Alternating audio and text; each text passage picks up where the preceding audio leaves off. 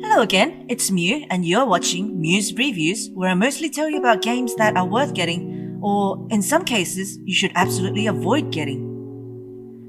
The game I'm about to show you today is The Last Day of June, and me saying I recommend it is such an understatement. But,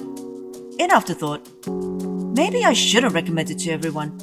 especially to those suffering from depression or from the loss of a loved one, because, warning in advance, this game was very triggering.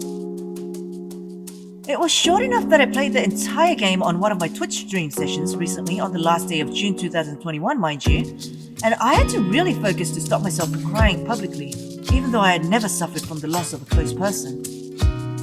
And yes, I do stream games, not only ones like this, but side-scrolling puzzles, adventure games, indie games, demos that I wish to share, and horror. I love horror. I generally love games with a beginning and an end and with a good story, so if that's what you like recommendations for, head on over to my Twitch channel and give me a follow, so the next time I go live you can get my notifications, or join my Discord for talk about games that I didn't have time to play on stream or make reviews on. Links to both are in the descriptions below, but that's enough talk about me. Let's get on with the game. The Last Day of June is a type of game that I am just bursting to talk about all the good points of, but must really rein myself back to keep from giving spoilers, because every part of the game is an important part of the story. Essentially, a woman named June dies after a trip to a pier with her husband, presumably because of a car crash on the way back, and the husband is diving into the memories of the people who played a part in making the accident happen, trying to change the outcome and to save his wife. The actions of any one person affects the actions that the other playable characters are limited to performing, and that is why you must travel back in time again and again, making adjustments here and there. For example, there are gates that some characters can open that others cannot,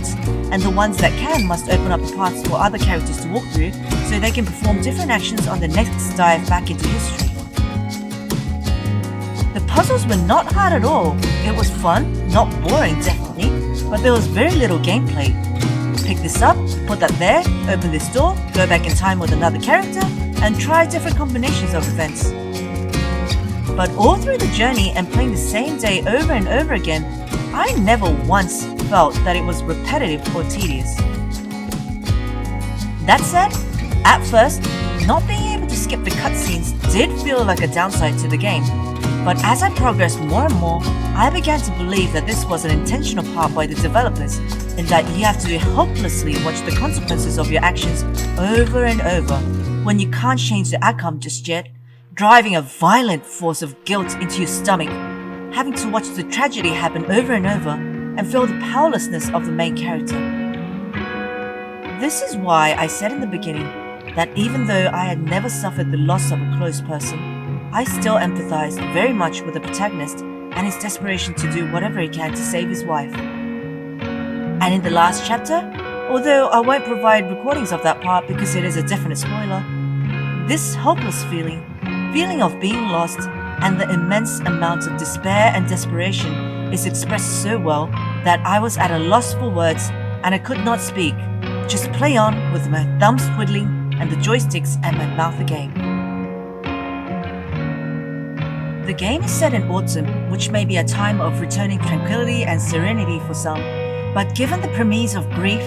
it felt more like the bright summer slipping away and the return of dread for the dark and cold winter ahead. The backgrounds were all in an oil painting-like feel, which added to the dreaminess in a warm and toned-down mellow palette, and the roughness of the models of the characters almost felt like handmade clay characters, you know, that touched feel. Not only did the lack of eyes on the characters give more focus to the story and the events on hand, it also served to show the emptiness of emotions that the protagonist was feeling as he led us inside the memories of everyone through his own lenses. The background music and adequate sound effects were all so beautiful, I cannot begin to describe them, but I cannot share them with you either because my Twitch stream already had part of the stream muted because the game music was separately copyrighted and I had no right to stream it along with the game. The characters are not completely silent, but rather speak a sort of Simlish, further depersonalizing the people and focusing on the fact that we should think only of the story and the task at hand and nothing else. Now, as for the story and its ending, the ending is very predictable, especially by the time you start playing and finishing up the third character storyline. However, the real punch came in the end when the game gives you a gotcha moment, where it tells you, we've been focusing on what is going to happen, but